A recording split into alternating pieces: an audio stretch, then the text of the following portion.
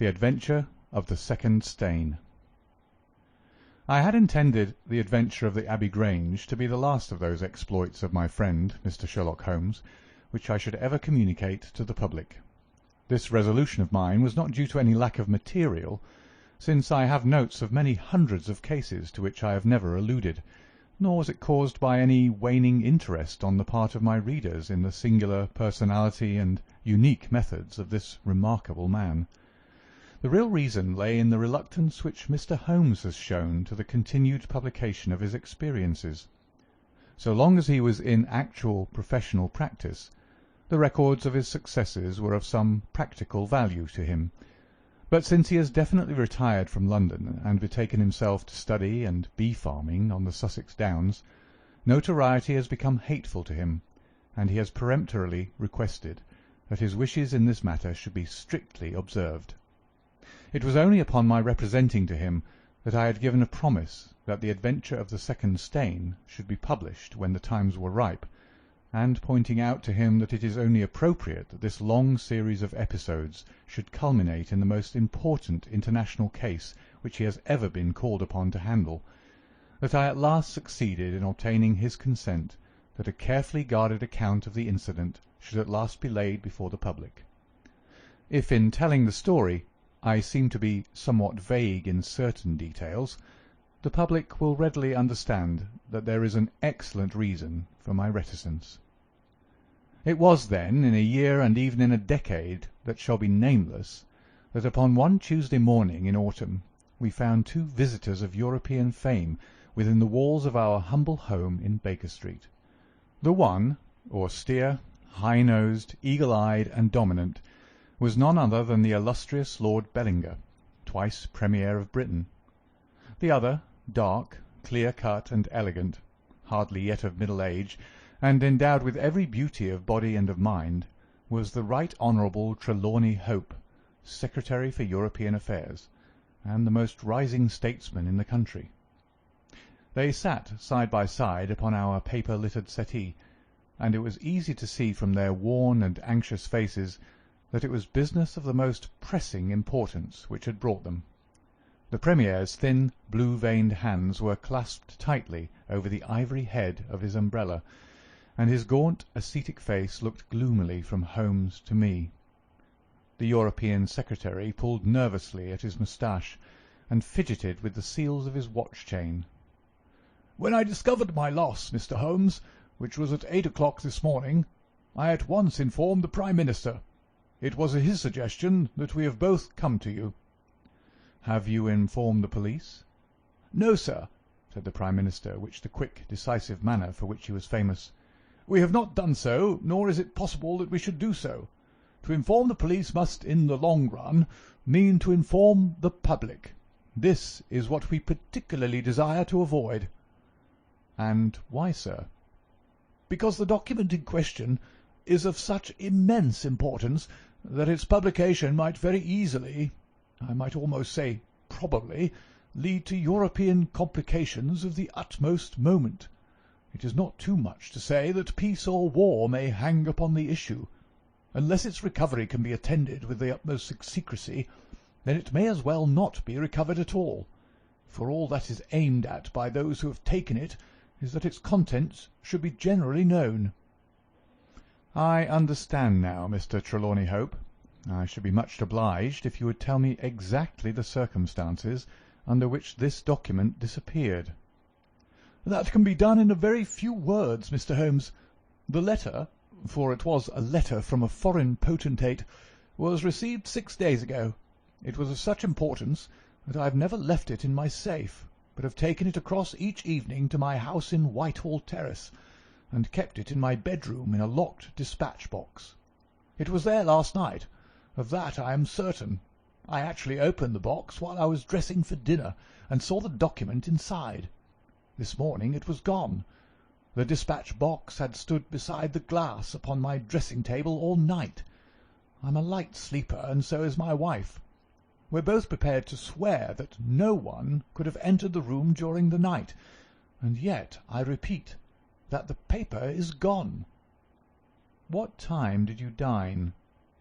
7:30. How long was it before you went to bed?" "My wife had gone to the theatre. I waited up for her. It was 11:30 before we went to our room." Then for 4 hours the dispatch-box had lain unguarded. "No one is ever permitted to enter that room save the housemaid in the morning and my valet, or my wife's maid, during the rest of the day. They are both trusty servants who have been with us for some time. Besides, neither of them could possibly have known that there was anything more valuable than the ordinary departmental papers in my dispatch-box." "Who did know of the existence of that letter?" "No one in the house." "Surely your wife knew?" "No, sir. I had said nothing to my wife until I missed the paper this morning." The Premier nodded approvingly. "I have long known, sir, how high is your sense of public duty," said he. "I am convinced that in the case of a secret of this importance it would rise superior to the most intimate domestic ties." The European Secretary bowed. "You do me no more than justice, sir. Until this morning I have never breathed one word to my wife upon this matter." "Could she have guessed?" "No, Mr. Holmes, she could not have guessed, nor could anyone have guessed." "Have you lost any documents before?" "No, sir." "Who is there in England who did know of the existence of this letter?" "Each member of the Cabinet was informed of it yesterday, but the pledge of secrecy which attends every Cabinet meeting was increased by the solemn warning which was given by the Prime Minister. Good heavens! To think that within a few hours I should myself have lost it!" His handsome face was distorted with a spasm of despair, and his hands tore at his hair. For a moment we caught a glimpse of the natural man, impulsive, ardent, keenly sensitive. The next, the aristocratic mask was replaced, and the gentle voice had returned. "Besides, the members of the Cabinet there are 2 or possibly 3 departmental officials who know of the letter. No one else in England, Mr. Holmes, I assure you." "But abroad?" "I believe that no one abroad has seen it, save the man who wrote it. I am well convinced that his ministers, that the usual official channels have not been employed." Holmes considered for some little time. "Now, sir, I must ask you more particularly what this document is, and why its disappearance should have such momentous consequences." The 2 statesmen exchanged a quick glance, and the Premier's shaggy eyebrows gathered in a frown. "Mr. Holmes, the envelope is a long, thin one of pale blue colour. There is a seal of red wax stamped with a crouching lion. It is addressed in large, bold handwriting to—" "I fear, sir," said Holmes, "that interesting and indeed essential as these details are, my inquiries must go more to the root of things. What was the letter?" "That is a state secret of the utmost importance, and I fear that I cannot tell you, nor do I see that it is necessary. If by the aid of the powers which you are said to possess you can find such an envelope as I describe with its enclosure, you will have deserved well of your country, and earned any reward which it lies in our power to bestow." Sherlock Holmes rose with a smile. "You are 2 of the most busy men in the country," said he, "and in my own small way I have also a good many calls upon me. I regret exceedingly that I cannot help you in this matter, and any continuation of this interview would be a waste of time." The Premier sprang to his feet with that quick, fierce gleam of his deep-set eyes before which a cabinet has cowered. "I am not accustomed, sir," he began, but mastered his anger and resumed his seat. For a minute or more we all sat in silence. Then the old statesman shrugged his shoulders. "We must accept your terms, Mr. Holmes. No doubt you are right, and it is unreasonable for us to expect you to act unless we give you your entire confidence." "I agree with you," said the younger statesman. "Then I will tell you, relying entirely upon your honour and that of your colleague Dr. Watson. I may appeal to your patriotism also, for I could not imagine a greater misfortune for the country than that this affair should come out." "You may safely trust us." "The letter, then, is from a certain foreign potentate, who has been ruffled by some recent colonial developments of this country. It has been written hurriedly and upon his own responsibility entirely. Inquiries have shown that his ministers know nothing of the matter.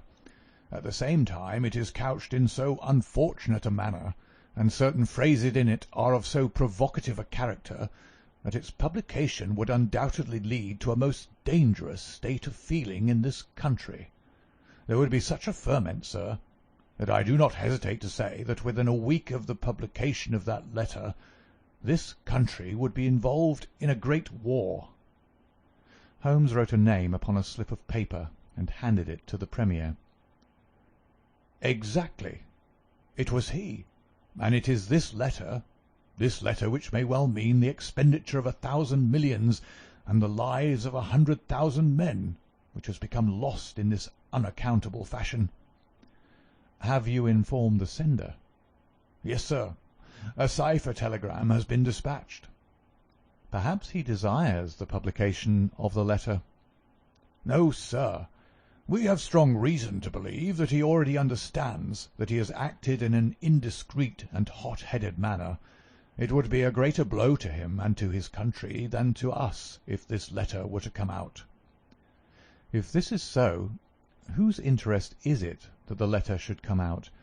Why should anyone desire to steal it or to publish it?" "There, Mr. Holmes, you take me into regions of high international politics. But if you consider the European situation, you will have no difficulty in perceiving the motive. The whole of Europe is an armed camp. There is a double league which makes a fair balance of military power. Great Britain holds the scales. If Britain were driven into war with one confederacy, it would assure the supremacy of the other confederacy, whether they joined in the war or not. Do you follow?" "Very clearly. It is then the interest of the enemies of this potentate to secure and publish this letter, so as to make a breach between his country and ours." "Yes, sir." "And to whom would this document be sent if it fell into the hands of an enemy?" "To any of the great chancelleries of Europe. It is probably speeding on its way thither at the present instant as fast as steam can take it." Mr. Trelawney Hope dropped his head on his chest and groaned aloud. The Premier placed his hand kindly upon his shoulder. "It is your misfortune, my dear fellow. No one can blame you. There is no precaution which you have neglected. Now, Mr. Holmes, you are in full possession of the facts. What course do you recommend?" Holmes shook his head mournfully. "You think, sir, that unless this document is recovered there will be war?" "I think it is very probable." "Then, sir, prepare for war." "That is a hard saying, Mr. Holmes." "Consider the fact, sir. It is inconceivable that it was taken after 11:30 at night, since I understand that Mr. Hope and his wife were both in the room from that hour until the loss was found out. It was taken, then, yesterday evening between 7:30 and 11:30, probably near the earlier hour, since whoever took it evidently knew that it was there, and would naturally secure it as early as possible. Now, sir, if a document of this importance were taken at that hour, where can it be now? No one has any reason to retain it. It has been passed rapidly on to those who need it. What chance have we now to overtake or even to trace it? It is beyond our reach." The Prime Minister rose from the settee. "What you say is perfectly logical, Mr. Holmes. I feel that the matter is indeed out of our hands." "Let us presume, for argument's sake, that the document was taken by the maid or by the valet." "They are both old and tried servants." "I understand you to say that your room is on the second floor, that there is no entrance from without, and that from within no one could go up unobserved. It must, then, be somebody in the house who has taken it. To whom would the thief take it? To one of several international spies and secret agents, whose names are tolerably familiar to me. There are 3 who may be said to be the heads of their profession. I will begin my research by going round and finding if each of them is at his post. If one is missing, especially if he has disappeared since last night, we will have some indication as to where the document has gone." "Why should he be missing?" asked the European secretary. "He would take the letter to an embassy in London, as likely as not." "I fancy not. These agents work independently, and their relations with the embassies are often strained." The Prime Minister nodded his acquiescence. "I believe you're right, Mr. Holmes. He would take so valuable a prize to headquarters with his own hands. I think that your course of action is an excellent one.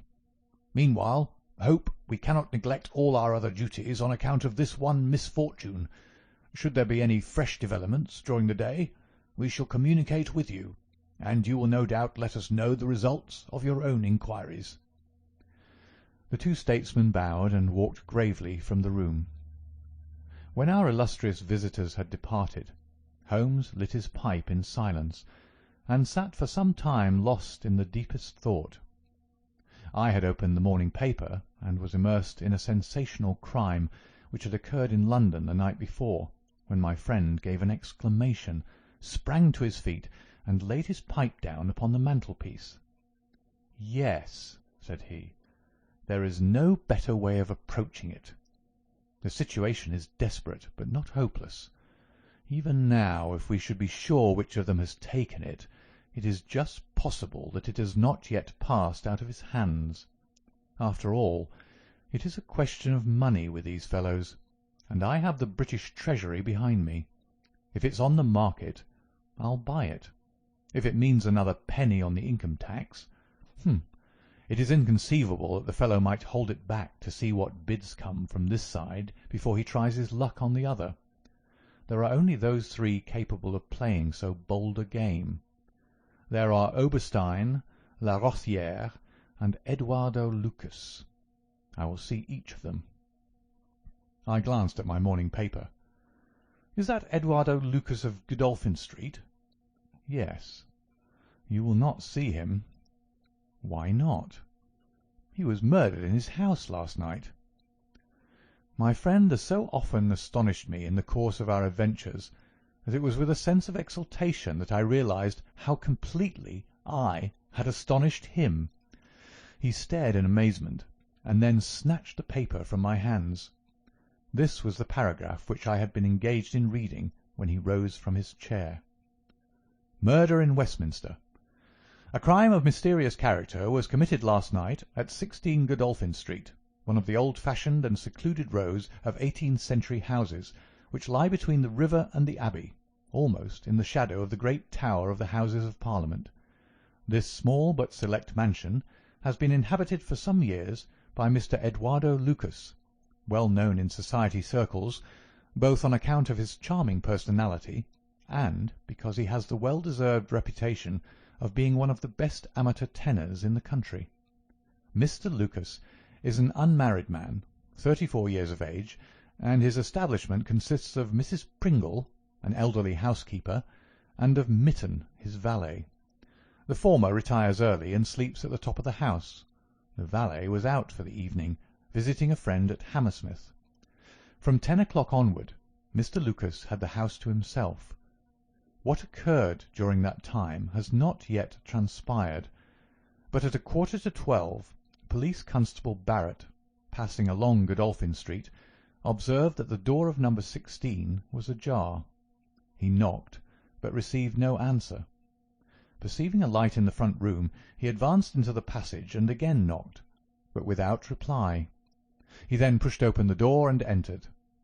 The room was in a state of wild disorder, the furniture being all swept to one side, and one chair lying on its back in the centre. Beside this chair, and still grasping one of its legs, lay the unfortunate tenant of the house. He had been stabbed to the heart, and must have died instantly.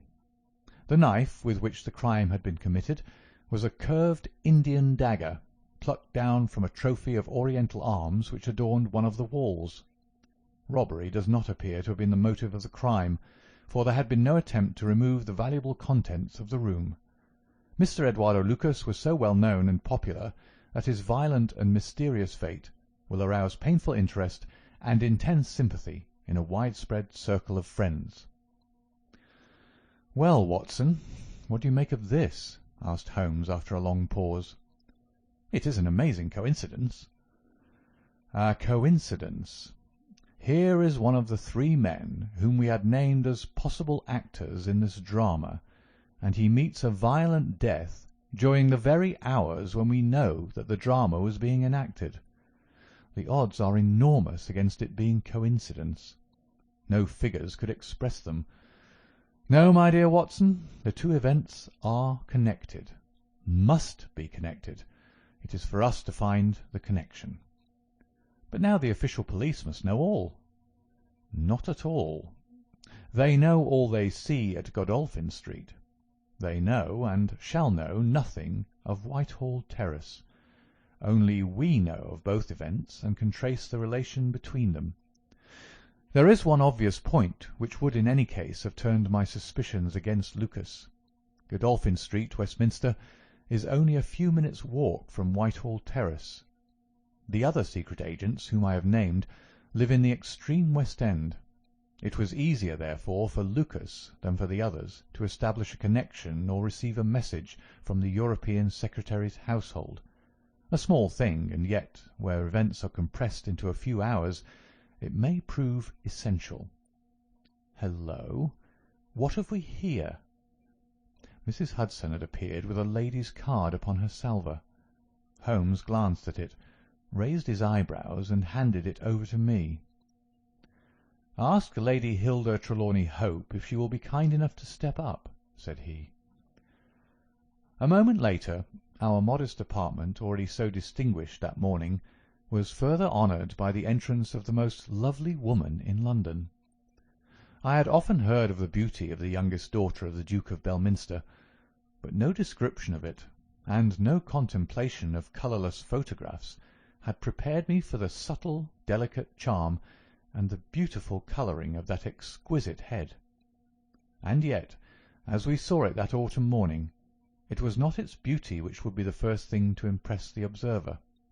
The cheek was lovely, but it was paled with emotion.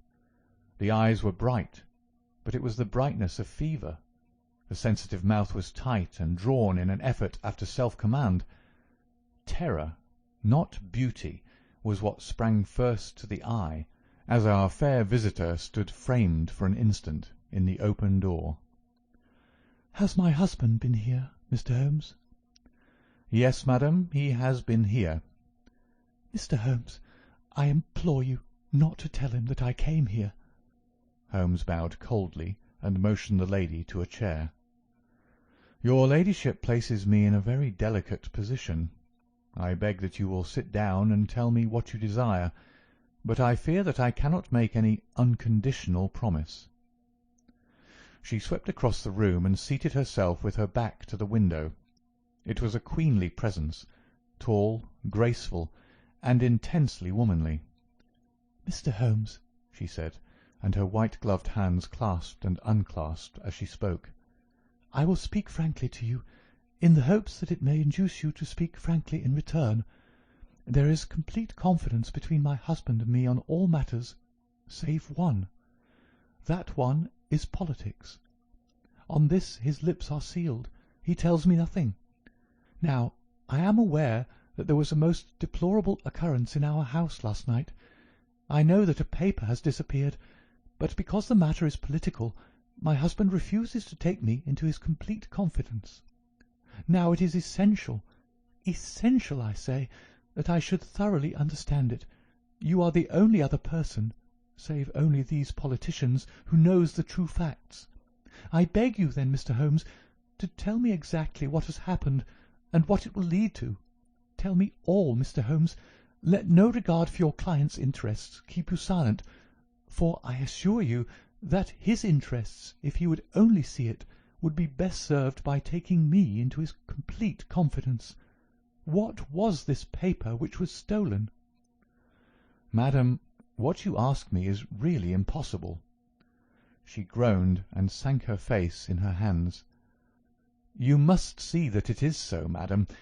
If your husband thinks fit to keep you in the dark over this matter, is it for me, who has only learned the true facts under the pledge of professional secrecy, to tell what he has withheld? It is not fair to ask it. It is him you must ask." "I have asked him. I came to you as a last resource. But without your telling me anything definite, Mr. Holmes, you may do a great service if you would enlighten me on one point." "What is it, madam?" "Is my husband's political career likely to suffer through this incident?" "Well, madam, unless it is set right, it may certainly have a very unfortunate effect." "Oh!" She drew in her breath sharply, as one whose doubts are resolved. "One more question, Mr. Holmes.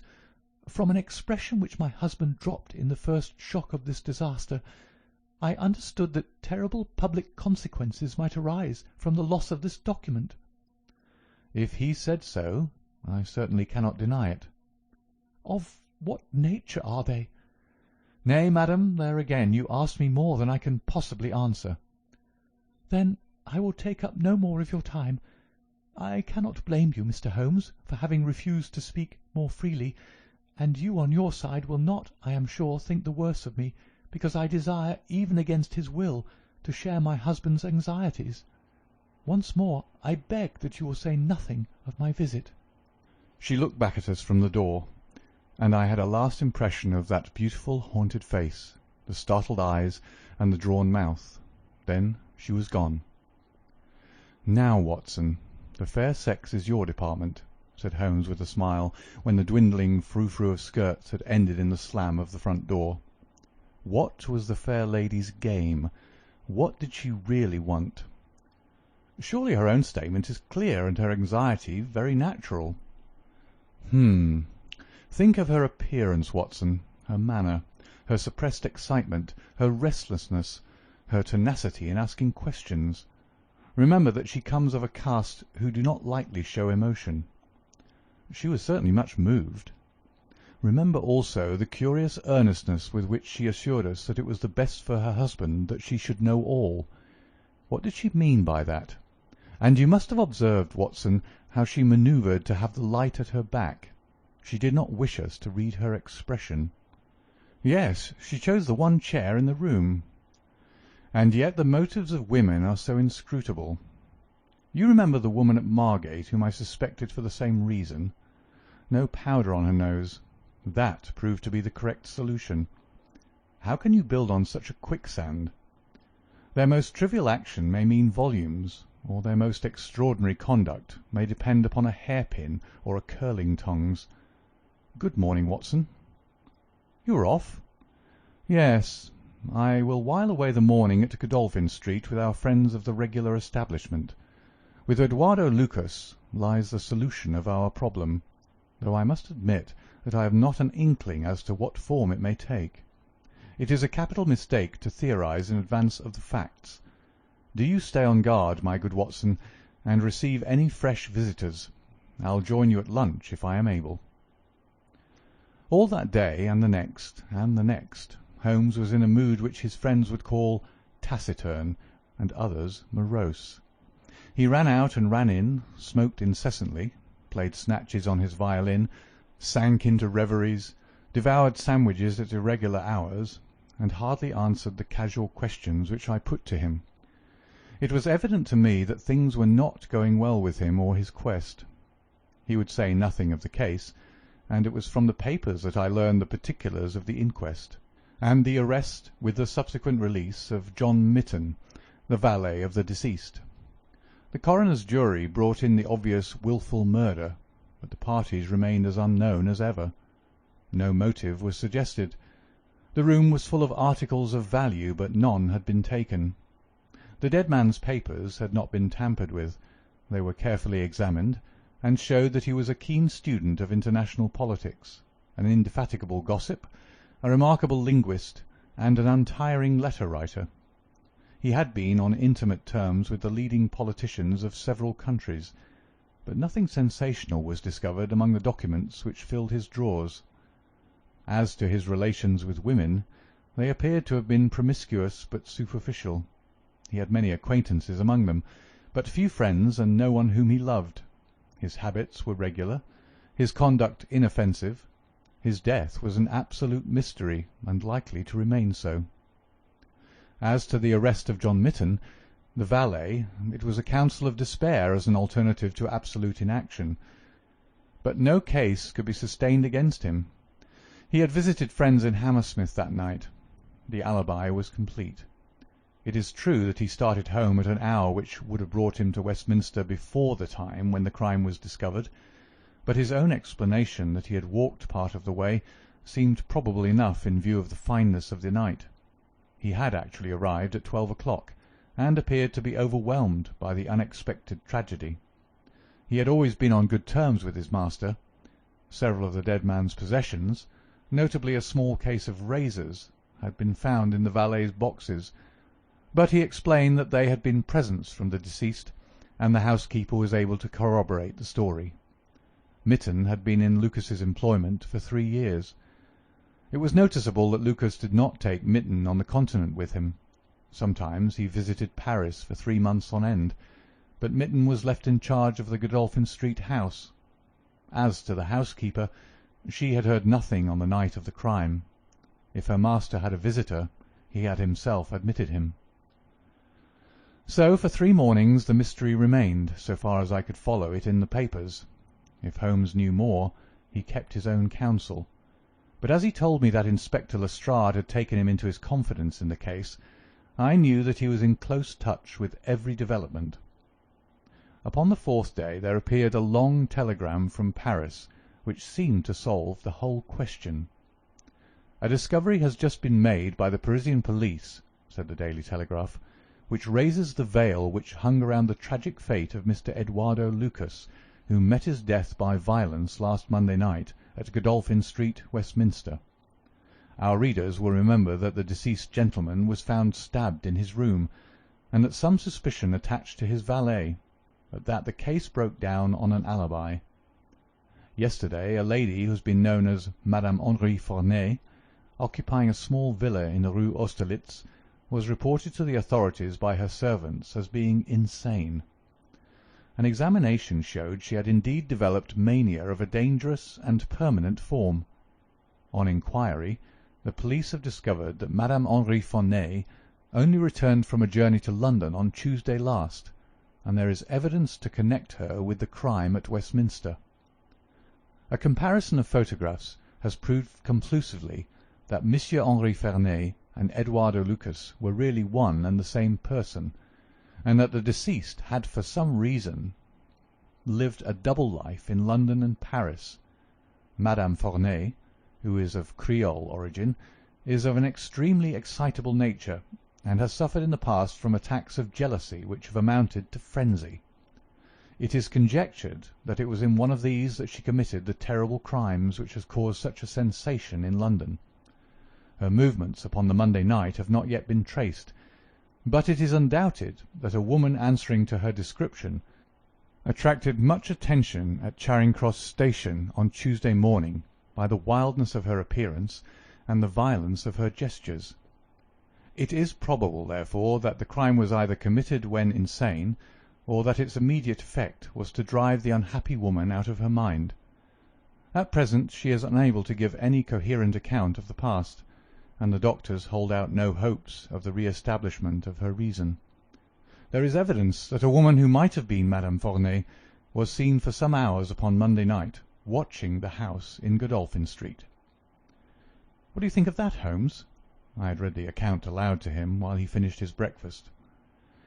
My dear Watson, said he, as he rose from the table and paced up and down the room, you are most long-suffering, but if I have told you nothing in the last 3 days, it is because there is nothing to tell. Even now this report from Paris does not help us much. Surely it is final as regards the man's death. The man's death is a mere incident, a trivial episode, in comparison with our real task, which is to trace this document and save a European catastrophe. Only one important thing has happened in the last 3 days, and that is that nothing has happened. I get reports almost hourly from the government, and it is certain that nowhere in Europe is there any sign of trouble. Now, if this letter were loose, No, it can't be loose.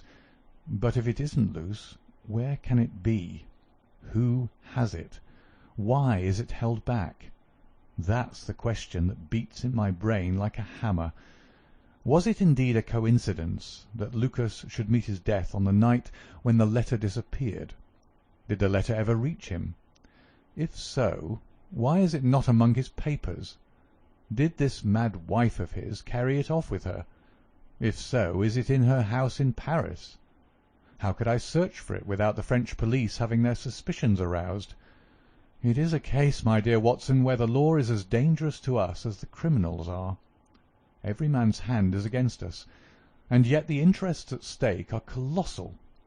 Should I bring it to a successful conclusion, it will certainly represent the crowning glory of my career. Ah, here is my latest from the front. He glanced hurriedly at the note which had been handed in. Hello! Lestrade seems to have observed something of interest. Put on your hat, Watson, and we will stroll down together to Westminster. It was my first visit to the scene of the crime, a high, dingy, narrow-chested house, prim, formal and solid, like the century which gave it birth. Lestrade's bulldog features gazed out at us from the front window, and he greeted us warmly when a big constable had opened the door and let us in. The room into which we were shown was that in which the crime had been committed, but no trace of it now remained, save an ugly, irregular stain upon the carpet. This carpet was a small square drugget in the centre of the room, surrounded by a broad expanse of beautiful old-fashioned wood flooring in square blocks, highly polished. Over the fireplace was a magnificent trophy of weapons, one of which had been used on that tragic night. In the window was a sumptuous writing-desk, and every detail of the apartment, the pictures, the rugs, and the hangings, all pointed to a taste which was luxurious to the verge of effeminacy. "Seen the Paris news?" asked Lestrade. Holmes nodded. "Our French friends seem to have touched the spot this time. No doubt it's just as they say. She knocked at the door. Surprise visit, I guess, for he kept his life in watertight compartments. He let her in, couldn't keep her in the street. She told him how she had traced him, reproached him. One thing led to another, and then with that dagger so handy, the end soon came. It wasn't all done in an instant, though, for these chairs were all swept over yonder, and he had one in his hand as if he'd tried to hold her off with it. We've got it all clear as if we can see it."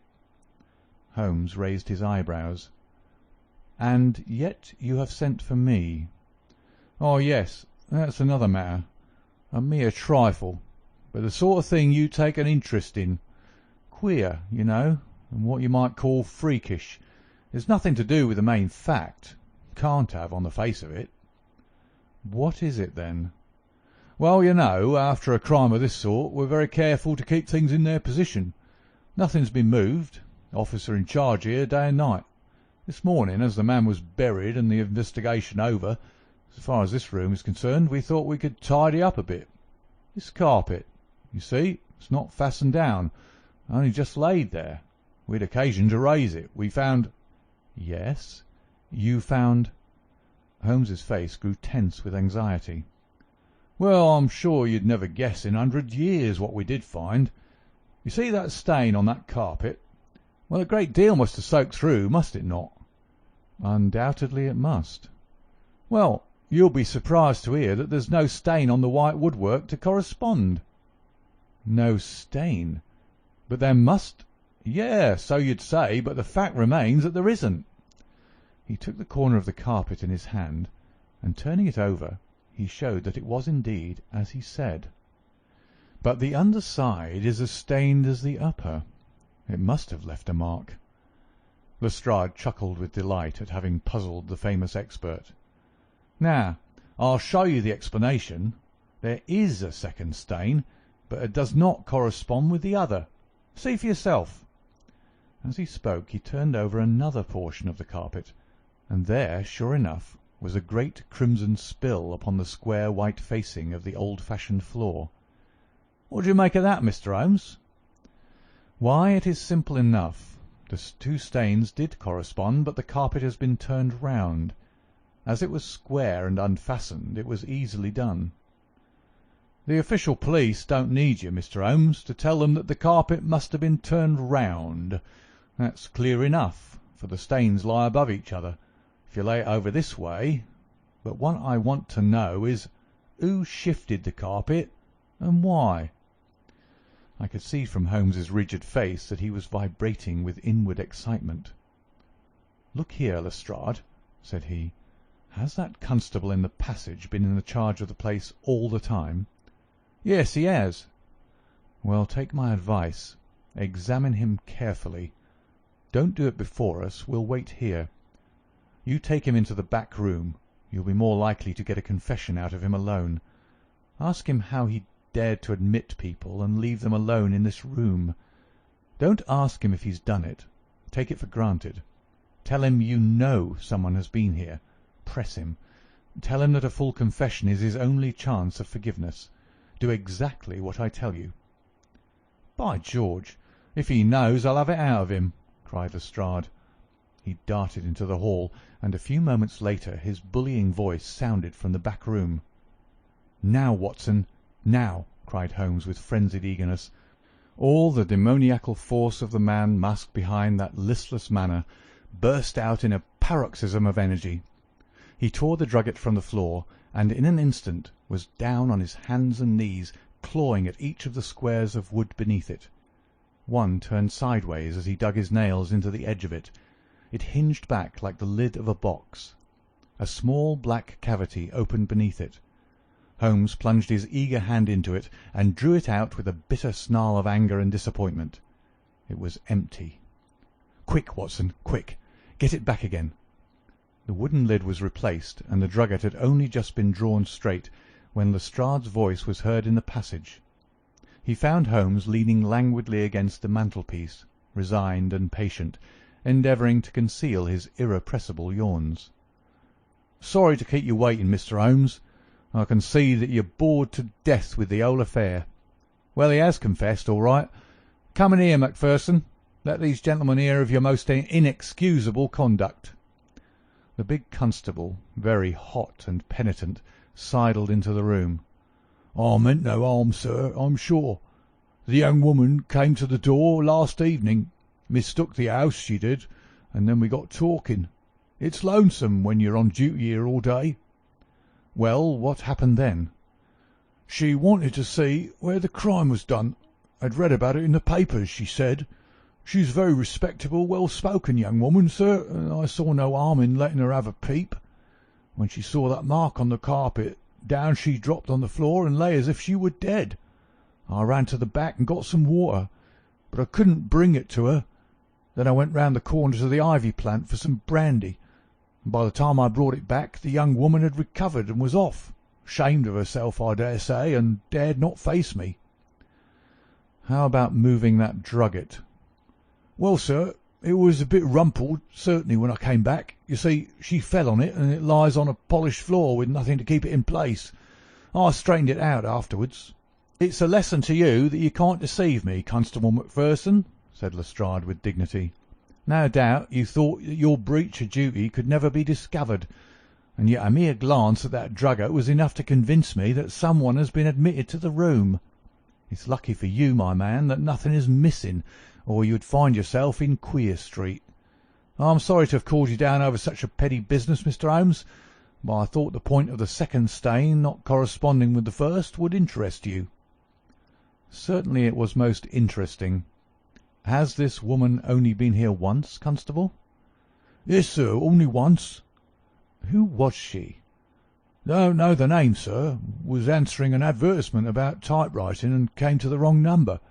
Very pleasant, genteel young woman, sir." "Tall? Handsome?"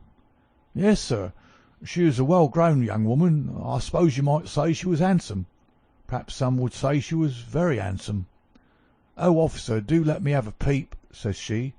She had pretty coaxing ways, as you might say, and I thought there was no harm in letting her just put her head through the door."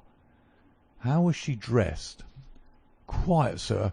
A long mantle down to her feet." "What time was it?" "It was just growing dusk at the time. They were lighting the lamps as I came back with the brandy." "Very good," said Holmes. "Come, Watson, I think that we have more important work elsewhere." As we left the house, Lestrade remained in the front room while the repentant constable opened the door to let us out. Holmes turned on the step and held up something in his hand. The constable stared intently. "Good Lord, sir!" he cried with amazement on his face. Holmes put his fingers on his lips, replaced his hand in his breast pocket, and burst out laughing as we turned down the street. "Excellent," said he. "Come, friend Watson, the curtain rings up for the last act. You will be relieved to hear that there will be no war, that the Right Honourable Trelawney Hope will suffer no setback in his brilliant career, that the indiscreet sovereign will receive no punishment for his indiscretion, that the Prime Minister will have no European complication to deal with, and that with a little tact and management upon our part, nobody will be a penny the worse for what might have been a very ugly incident." My mind filled with admiration for this extraordinary man. "You've solved it!" I cried. "Hardly that, Watson. There are some points which are as dark as ever, but we have so much that it will be our own fault if we cannot get the rest. We will go straight to Whitehall Terrace and bring the matter to a head." When we arrived at the residence of the European Secretary, it was for Lady Hilda Trelawney Hope that Sherlock Holmes inquired. We were shown into the morning-room. "Mr. Holmes," said the lady, and her face was pink with her indignation, "this is surely most unfair and ungenerous upon your part. I desired, as I have explained, to keep my visit to you a secret, lest my husband should think that I was intruding into his affairs, and yet you compromise me by coming here and so showing that there are business relations between us." "Unfortunately, madam, I had no possible alternative. I have been commissioned to recover this immensely important paper. I must therefore ask you, madam, to be kind enough to place it in my hands." The lady sprang to her feet, with the colour all dashed in an instant from her beautiful face. Her eyes glazed. She tottered. I thought that she would faint. Then with a grand effort she rallied from the shock, and a supreme astonishment and indignation chased every other expression from her features. You insult me, Mr. Holmes." "Come, come, madam, it is useless. Give up the letter." She darted to the bell. "The butler shall show you out." "Do not ring, Lady Hilda. If you do, then all my earnest efforts to avoid a scandal will be frustrated. Give up the letter, and all will be set right. If you will work with me, I can arrange everything. If you work against me, I must expose you." She stood grandly defiant, a queenly figure, her eyes fixed upon his as if she would read his very soul. Her hand was on the bell, but she had forborne to ring it. "You are trying to frighten me. It is not a very manly thing, Mr. Holmes, to come here and browbeat a woman. You say that you know something. What is it that you know?" "Pray sit down, madam. You will hurt yourself there if you fall. I will not speak until you sit down. Thank you." "I give you 5 minutes, Mr. Holmes." "One is enough, Lady Hilda. I know of your visit to Eduardo Lucas, of your giving him this document, of your ingenious return to the room last night, and of the manner in which you took the letter from the hiding-place under the carpet." She stared at him with an ashen face, and gulped twice before she could speak. "You are mad, Mr. Holmes. You are mad," she cried at last. He drew a small piece of cardboard from his pocket. It was the face of a woman cut out of a portrait. "I have carried this because I thought it might be useful," said he. "The policeman has recognized it." She gave a gasp, and her head dropped back in the chair. "Come, Lady Hilda, you have the letter. The matter may still be adjusted. I have no desire to bring trouble to you. My duty ends when I have returned the lost letter to your husband. Take my advice and be frank with me. It is your only chance." Her courage was admirable. Even now she would not own defeat. "I tell you again, Mr. Holmes, that you are under some absurd illusion." Holmes rose from his chair. "I am sorry for you, Lady Hilda. I have done my best for you. I can see that it is all in vain." He rang the bell. The butler entered. "Is Mr. Trelawney Hope at home?" "He will be home, sir, at 1:15. Holmes glanced at his watch. "Still a quarter of an hour," said he. "Very good. I shall wait." The butler had hardly closed the door behind him when Lady Hilda was down on her knees at Holmes's feet, her hands outstretched, her beautiful face upturned and wet with her tears. "Oh, spare me, Mr. Holmes, spare me!" she pleaded in a frenzy of supplication. "For heaven's sake, don't tell him. I love him so. I would not bring one shadow on his life, and this I know would break his noble heart." Holmes raised the lady. "I am thankful, madam, that you have come to your senses even at this last moment. There is not an instant to lose. Where is the letter?" She darted across to a writing-desk, unlocked it, and drew out a long blue envelope. "Here it is, Mr. Holmes. Would to heaven I had never seen it." "How can we return it?" Holmes muttered. "Quick, quick, we must think of some way. Where is the dispatch-box?" "Still in his bedroom." "What a stroke of luck! Quick, madam, bring it here." A moment later she had appeared with a red flat box in her hand. "How did you open it before? You have a duplicate key?" "Yes, of course you have. Open it." From out of her bosom Lady Hilda had drawn a small key. The box flew open. It was stuffed with papers. Holmes thrust the blue envelope deep down into the heart of them, between the leaves of some other document. The box was shut, locked, and returned to the bedroom. "Now we are ready for him," said Holmes. "We have still 10 minutes. I am going far to screen you, Lady Hilda. In return you will spend the time in telling me frankly the real meaning of this extraordinary affair." "Mr. Holmes, I will tell you everything," cried the lady. "Oh, Mr. Holmes, I would cut off my right hand before I gave him a moment of sorrow. There is no woman in all London who loves her husband as I do, and yet if he knew how I have acted, how I have been compelled to act, he would never forgive me. For his own honour stands so high that he could not forget or pardon a lapse in another. Help me, Mr. Holmes. My happiness, his happiness, our very lives are at stake."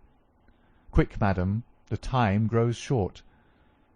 "It was a letter of mine, Mr. Holmes, an indiscreet letter written before my marriage, a foolish letter, a letter of an impulsive, loving girl. I meant no harm, and yet he would have thought it criminal.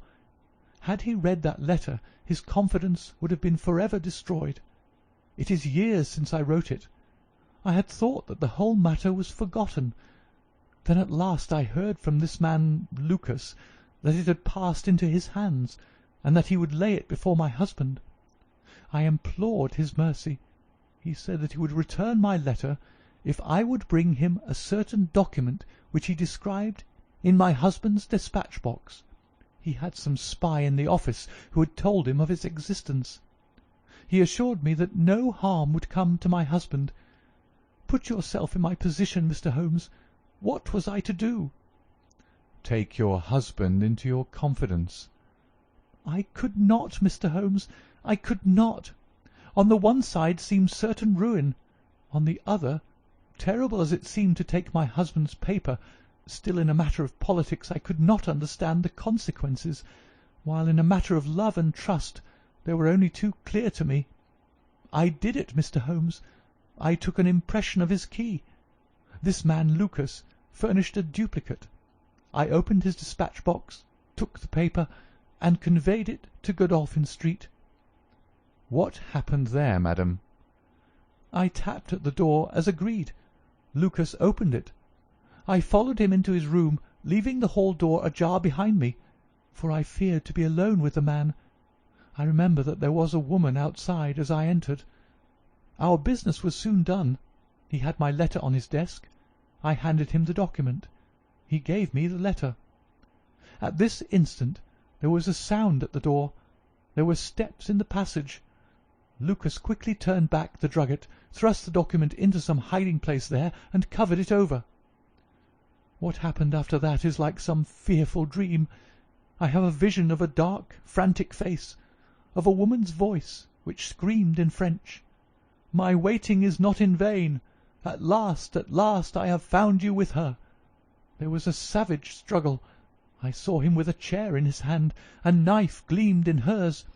I rushed from the horrible scene, ran from the house, and only next morning in the paper did I learn the dreadful result.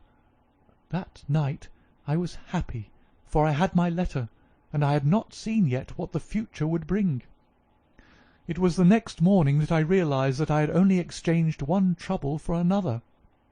My husband's anguish at the loss of his paper went to my heart. I could hardly prevent myself from there and then kneeling down at his feet and telling him what I had done.